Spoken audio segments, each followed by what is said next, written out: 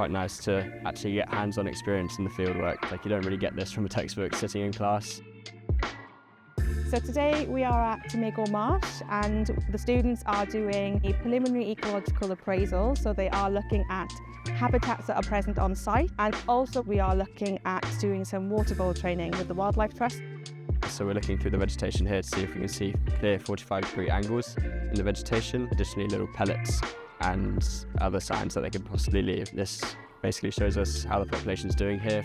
I really do like to stay outside and doing field work because I mostly do like to see new species. They really kind of appreciate then actually being able to see the things in person. They get to kind of practice their identification skills for all the different species that we have here. Additionally, just the hands-on experience. We have so much time in the field with lectures as well. We have a lot of hands-on time with them individually, which gives you a lot of skills and ability to learn off them, which I think is very important.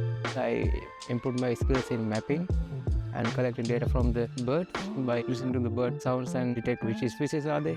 It's very, very unique and nothing like I've seen in any other degrees. It will help me to build up my career, and also it will be help to gain new experiences. This sort of prepares you for giving a wider berth of context of what you might want to do in the future.